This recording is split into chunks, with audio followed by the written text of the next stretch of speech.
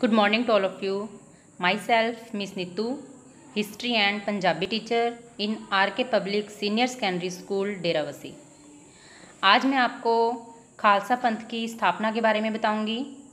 गुरु गोविंद सिंह जी ने 30 मार्च 1699 ईस्वी को वैसाखी वाले दिन केसगढ़ नामक स्थान पर एक भारी दीवान सजाया था। इस दीवान में 80,000 सिखों ने भाग लिया था। जब लोग बैठ गए तो गुरु जी ने मंच पर आए। उन्होंने म्यान से तलवार निकाली और सभी सिखों को इकट्ठा किया और बोला, क्या आप में से कोई ऐसा सिख है जो धर्म के लिए अपना शीश भेंट कर सके। ये शब्द सुनकर दीवान में सन्नाटा छा गया। जब गुरु जी ने अपने शब्दों को 3 बार दोहराया तो भाई दयाराम जी अपने बलिदान देने के लिए वहाँ पर सबसे पहले सामने आए। गुरु जी उसे पास ही एक तंबू में ले गए, जहाँ उन्होंने दयाराम को बिठाया और खून से भरी तलवार लेकर मंच पर आ गए। गुरु जी ने एक और सिख से बलिदान की मांग की।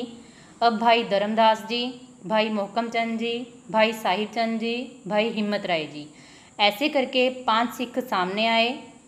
इस प्रकार गुरु गोविंद सिंह जी ने 5 प्यारों का चुनाव किया। गुरु साहिब ने इन 5 प्यारों को पहले खंडे का पाहुल पिलाया और बाद में खुद पाहुल छका। इस प्रकार गुरु गोविंद सिंह जी ने खालसा पंथ की स्थापना की। इसके कुछ नियम होते हैं खालसा पंथ के, जैसे कि सबसे पहले खालसा पंथ में सम्मिलित होने के लिए प्रत्येक व्यक्ति के लिए खंडे का पाहुल छकना आवश्यक है। प्रत्येक खालसा अपने नाम के साथ सिंह और खालसा स्त्री को शब्द का प्रयोग करेगी। प्रत्येक खालसा 5 ककार धारण करेगा: केस, कंघा, कड़ा, कछहरा और किरपान। प्रत्येक खालसा देश धर्म की रक्षा के लिए अपना सब कुछ निछावर कर देगा। प्रत्येक खालसा सुबह उठकर जल्दी स्नान करेगा और गुरुवाणी का पाठ करेगा। प्रत्येक खालसा अपनी मेहनत की कमाई से अपनी आजीविका में से 10वां भाग निकालकर गुरु को भेंट करेगा। प्रत्येक खालसा शस्त्र धारण करेगा और धर्म युद्ध के लिए सदैव तैयार रहेगा। जब भी किसी को मिलेगा खालसा व्यक्ति वाहेगुरु जी का खालसा, वाहेगुरु जी की फतेह शब्द का प्रयोग करेगा। प्रत्येक खालसा सिगरेट, नशीले पदार्थों का सेवन, पराई स्त्री से दूर, कोसों दूर रहेगा। प्रत्येक खालसा जाति प्रथा और ऊंच नीच में विश्वास नहीं करेगा। जब हमारे खालसा पंथ की स्थापना हुई थी तो उस टाइम पे इसका बहुत ज़्यादा इम्पोर्टेंस थी, इसकी बहुत महत्व था इसका। इससे क्या हुआ था, हमारे सिखों की संख्या में बहुत ज़्यादा वृद्धि हो चुकी थी। बहुत ही बड़े एक आदर्श समाज का निर्माण हुआ था।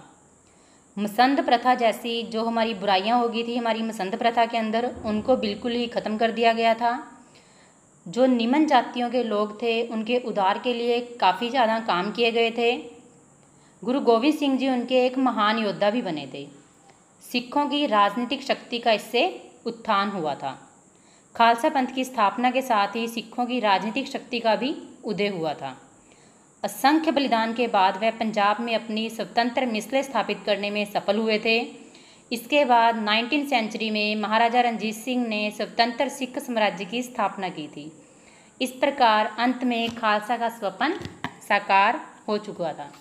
तो ऐसे हमारे गुरु गोविंद सिंह जी ने खालसा पंथ की स्थापना की थी। मुझे विश्वास है सभी बच्चों को क्लियर हो चुका होगा। Thank you students.